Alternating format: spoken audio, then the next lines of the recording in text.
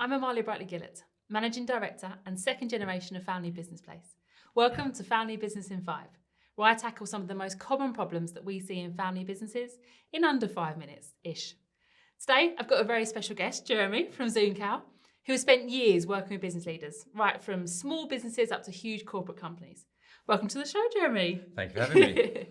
In this episode, we're going to talk about something that can really be the elephant in the room. Why some of your team, or all of them, aren't really engaged. Okay, Jeremy, this is a tricky one. So talk to me about engagement. Well, as the word sort of implies, engagement is a relationship. It's a relationship you have with your workforce, with your team members. And by definition, it's therefore quite intimate. It's one of those things that you can't put your finger on it, but you know when it's not good. Yeah. And all the research says that that all of us only bring about 30% of our potential to work, and that we shortchange ourselves, and therefore we shortchange the organisation. That's a pretty staggering statistic. So if you think about your team and they're only bringing 30% of themselves to work, that's quite staggering, really.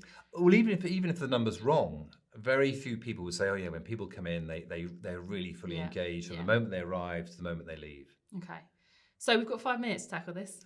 5. Are you ready? Let's start the clock. Okay, so building engagement, improving engagement, having an engaged team and genuinely feeling like you have an engaged team. How can you go about that? Well, first of all, let me just slightly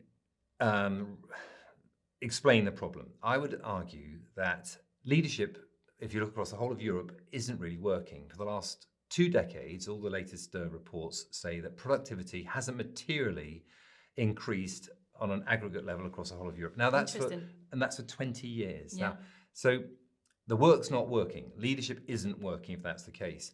And there's loads of theories as to why that's the case. But I think one of the starting points is because people kind of don't believe it. They kind of they're not really engaged. They don't buy into whatever we're trying to do. It doesn't get them in the heart. We try and appeal to them in the head. Well, you should, you must. Why don't you? Rather than, well, how do you feel? Yeah. And so so my first thing is genuinely understand the impact you have as a leader. Because you do. That's the whole point of being a leader, is you make an impression on people. You make an impression on your organization and the teams. What impact are you really having? Because I would argue it falls short of what you think it is. Okay, that's a really good point. And what do you mean by impact? I mean how people feel. I mean, an impact is not a thought; it's a feeling. Where you go, "Whoa, gosh, yeah, we could do better. Let's take this on. Let's rise to this challenge." Yeah. That's an impact. Okay, so understand your impact as a leader. Yes. Brilliant. Number 2. Purpose. Now, this really annoys me because I think far too much work is done on strategy in business schools and talked about, and not enough work is done on purpose. Yet we know, all the research says, that all the best performing teams or individuals have a clearly defined purpose that is well communicated and understood by everybody. Yet I challenge any of your members and challenge virtually any company in the FTSE 100. If you walked into them and asked the receptionist or anybody walking around, do you know the purpose of the company you work for? No. Very, very few people will, and you won't get one voice and one message. Which is interesting, because I think if you actually went and asked all the leaders of our members, our family businesses, they would say, yeah, everyone knows the purpose of our business. Well, tell me what it is. Everyone knows why we're here. Well, tell me what it is then. Yeah. And as a rule of thumb, it should be 12 words or less. And it's not dividend growth. It's not stakeholder value. And so you're not in the shower rushing to work thinking, oh, crikey, I must get into work. That dividend growth needs to go up.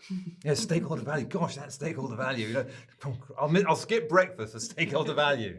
It's something more meaningful. It's about making a difference in society. It's about providing a product or a service you believe in, or a team you believe in. So I would challenge you guys out there running family business. Do you know the purpose of your family business? But then do your team, do your staff. Does the cleaner who comes at the weekend know the purpose? Everyone on your payroll. And actually, even beyond that, do your customers and suppliers know your purpose? Because then they can help you better, can't they? They know what they're buying into then. Absolutely. Okay, brilliant. Number 3. Number 3, communication. I said right at It's a hard one. It's a hard one, isn't it? It's not. I said right at the beginning, the word engagement implies relationship. And that comes down to communication. And communication is not what we say or do, it's the response we elicit. We could use the same words And the same words will either provoke a hostile response or a warm, oh yeah, kind of response. So it's not what you say, it's the response you elicit. So, but what do you mean though? Because I might think I'm a really great communicator, but actually someone on the receiving end of it might think I'm really poor, because actually it's about how you interpret communication as well. Yeah, but the same words, as I said, can be interpreted. So if I said, oh, Marley, you've done it again. I can't believe you did that. And we're smiling and you go, oh, I know. If you wrote that down and someone said, you accused Marley of making the same mistake again. That was hostile and aggressive, wasn't it? Same words. One is very accusational. The other one is sort of cheeky. Oh, you got to look out for that. And it's warm and inviting. So that's the key acid test to anything you broadcast, say, or do.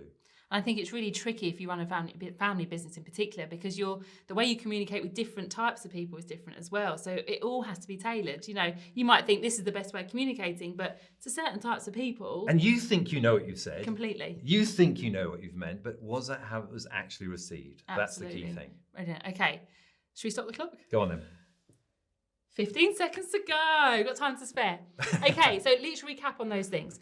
How you can improve engagement within your family business. 1, understand your impact, your role as a leader, the impression that you have on people.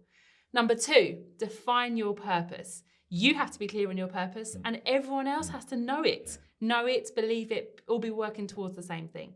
And number 3, improve your communication. And communication is so hard, isn't it? And it can be good communication, bad communication, an interpretation of communication. It's a tricky one, but maybe go away and just think about how you could improve your communication, even just ever so slightly. So thank you so much, Jeremy, for those 3 brilliant points. Whilst you go away and think about some of those things, I'll leave you with one final thought. The more successful your family business, the bigger your family's impact. Brilliant. Thank you. Thank you for having me.